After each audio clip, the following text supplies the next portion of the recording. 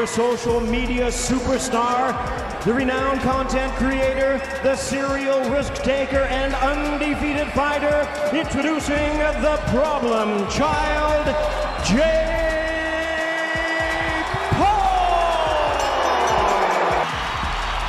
Julio Cesar Chavez Jr. That's all good. You're doing really good. All right. Before the fight was the early rounds could be decisive, and it is quite clear. Leyenda continúa. Julio Cesar Chavez Jr.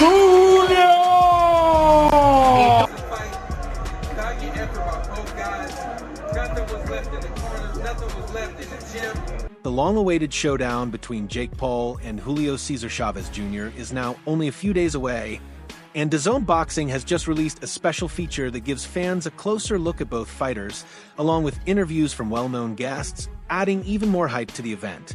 One of those guests, Sarukian, didn't hold back when talking about how impressed he is with the 28-year-old JakePaul. What Jake's doing is honestly impressive. It's no small thing to start boxing so late and still show real talent, he explained. The UFC fighter also pointed out how driven Paul is to prove his critics wrong. But what really stood out to Sarukian was Paul's speed and footwork, especially considering his size. I was shocked at how big he is. He's massive, and when he punches, you can feel the power, he added, saying Paul moves around the ring like someone who's been doing this for years.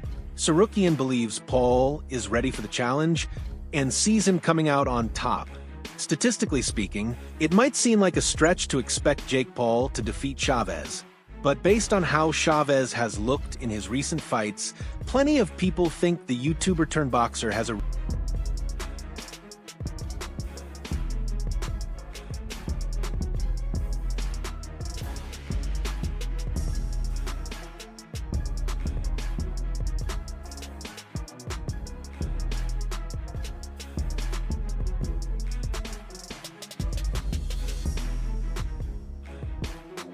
real opportunity here. Sarukian isn't the only high-profile figure backing Paul for the June 28 clash.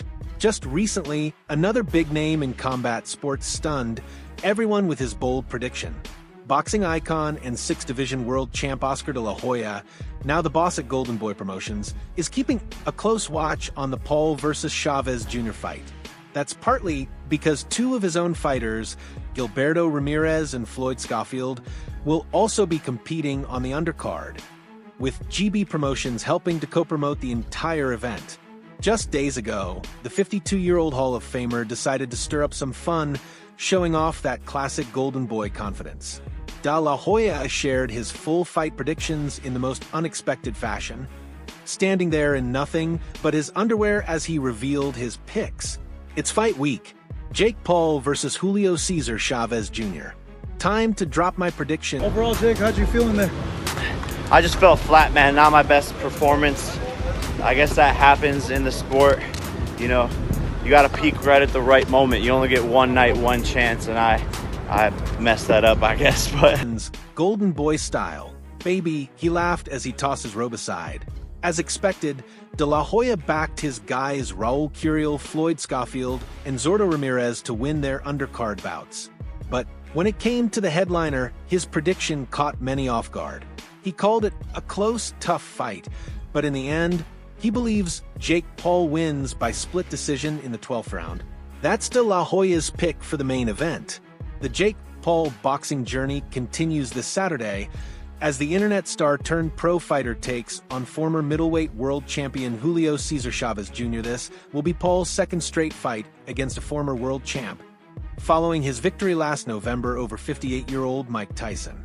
Now, Chavez Jr. isn't 58, he's 39, but it's been over a decade since he was seen as a serious threat in boxing. Even during his peak years, Chavez Jr. never managed to reach the level of his... Didn't think I'd ever have to make one of these videos, but it happens, I guess. This is still the best job in the world. Thank you all for the support. This was an amazing event, and I'll be back. No worries, cuz. Sure, He puts in the work, but he's not a real boxer. Chavez Jr. declared at the final press conference.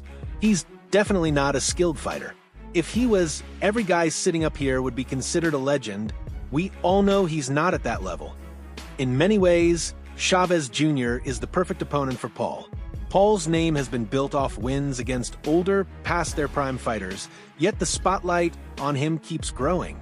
After knocking out fellow YouTuber Essen Gibb to launch his pro career, Paul also delivered a knockout victory over retired basketball fighter Nate Robinson was the first in line, which kicked off JakePaul's string of fights against former UFC stars like Ben Askren, Tyron Woodley twice, and Anderson Silva. After a close split decision loss to Tommy Fury, Paul returned to his usual routine, fighting ex-UFC names, and this time he secured a win over Nate Diaz.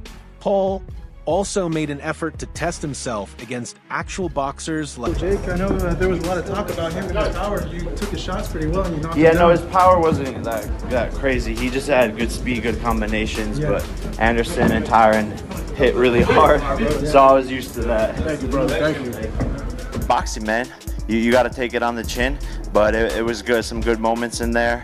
I just really couldn't get my game plan working. But hey, man, this is what the sport's all about. You win some in glorious fashion and you lose some. And like I said out there, judging about my losses because I'll be back. You know, I think he was just really well prepared, and I think it was more... 10 pro fights, those kinds of opponents made sense. But because there weren't any big names involved, the public wasn't really interested, which led Paul back to facing another ex-UFC fighter, Mike Perry. Paul completely outclassed the bare-knuckle fighter, picking up the 7th stoppage victory of his career, which set up a major showdown with Tyson. Sadly, that fight didn't live up to the hype. Paul played it safe, outboxed Tyson, and clearly wasn't trying to seriously hurt the boxing legend. And that brings us to Paul versus Chavez. Chavez has the name, real boxing experience, and even a world title from earlier in his career. He also fits Paul's typical opponent profile, older, past his best, and not a true cruiserweight. He's a great fighter. I want the big names, the legends, and he's part of my journey toward a world title. Paul said at the final press conference, "This is a real test, a tough fight, but I'm here to challenge myself, make big moves in boxing, and after I beat him Saturday, I'll go for a championship." To be fair, Paul was actually close to finalizing a fight with Saul Canelo Alvarez, but it became pretty clear that Alvarez only used Paul's